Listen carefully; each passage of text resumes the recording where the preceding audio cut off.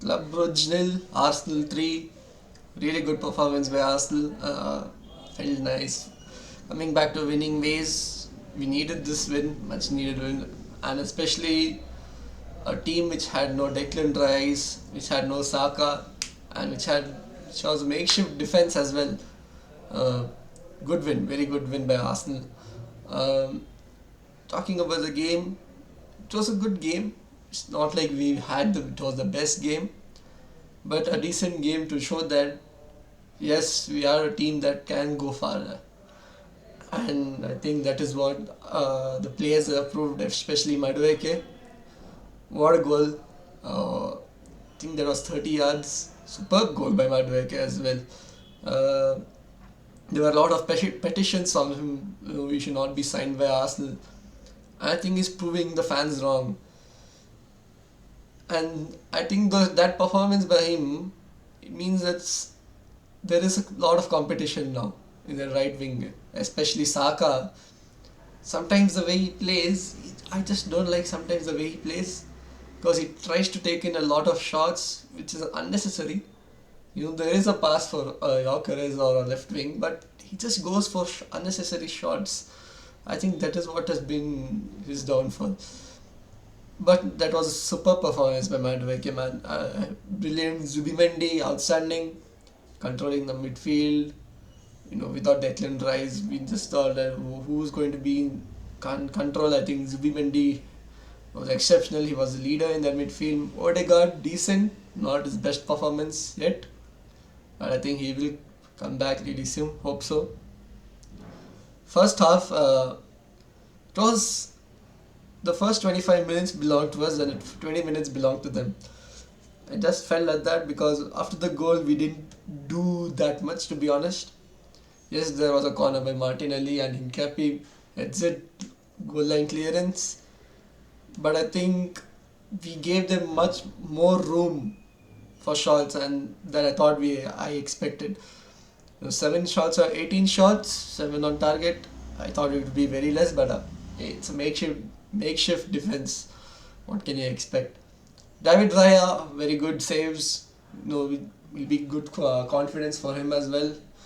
The clean sheet run which he had, I thought he forgot how to save the ball. Now he's finally getting to save the ball.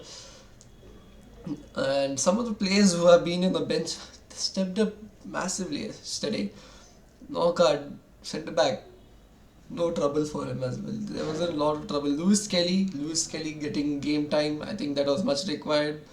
Um, Calafiori will be out against Wolves, and him coming up there, putting in a very good performance, will give him some confidence going into that Wolves game as well.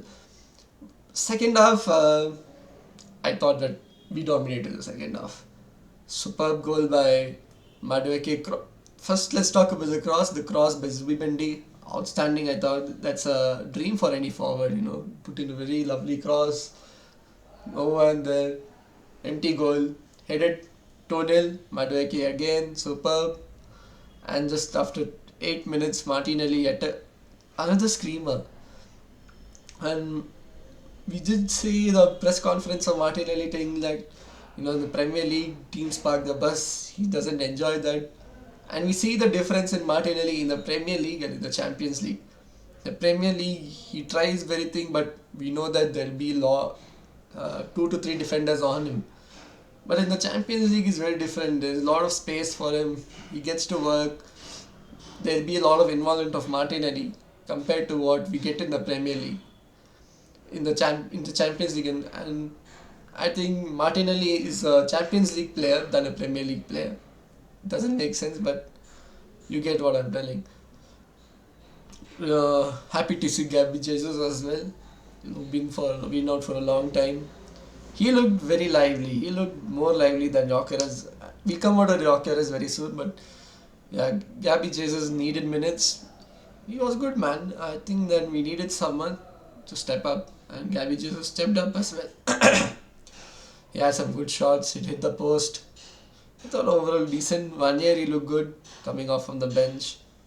Now the big point is Victor Gyökeres. He looks ragged, guys. He looks really, really, really ragged. he has to step up his game massively. We can't keep telling that he's not match fit, this etc. He has to step up. I feel like the players have adapted to him, but I think it's time for him to adapt to the system now. You just can't giving excuses for him now. It's December. This is a crunch time in the first half of the season. He has to step up his performance. He has to step up. I think his goals will be really, really important for us winning the Premier League and the Champions League. He has to step up. He gets into spaces, but I feel like whenever he gets there, he just doesn't have that confidence like how we used to have it in Sporting. Somewhere he looks lost. Something is going on. I don't know what's going. Maybe he's still recovering from that. I don't know, but he has to improve his game. And talking about the other game which we had, big game today, Man City. Was Real Madrid versus Man City. I thought Real Madrid were poor, man. They are shocking. Real Madrid are really shocking. Man City, even though that was not their best performance, they still dominated the stats. 12 shots, 8 on target. And I think Real Madrid had 15 or 16 shots, just 1 on target. Real Madrid looked a lost team. They are not a team. They are just a group of individuals there. Jude Bellingham, poor man. He's just been off again in this Xabi Alonso system. Rodrigo looked good today. That I thought that was his best performance for a long time in the Real Madrid jersey. But this Real Madrid team depends a lot on Kylian Mbappe. And we just saw this today. If there is no Mbappe, there is no party. Vinicius, pathetic. Can you believe that this guy was a contender for the Ballon d'Or? And the amount of regression from this guy speaks volumes. I think Real Madrid, they just don't understand what they're. I'm just not understanding what Real Madrid's hierarchy is doing. They have so many injuries. Every week there is a player who goes down injured. What's going on in Real Madrid? I used to see Real Madrid and we used to get scared of Real Madrid because even though if they perform poor in La Liga, they used to step up in the Champions League games. We knew that Santiago Bernabeu is the hardest game to go. But it's very easy now.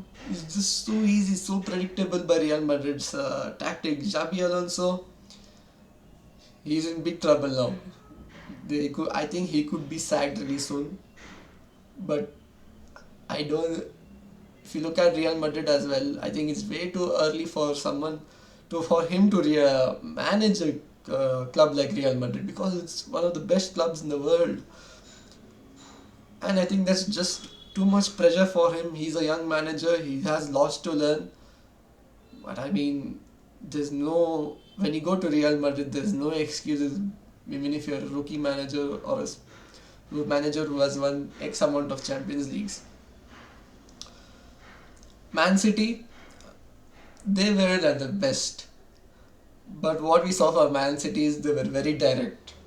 And I think that's the difference between what we saw Man City 3 years ago when they won a treble, where they were just ground ball, pass it here, they're lightning.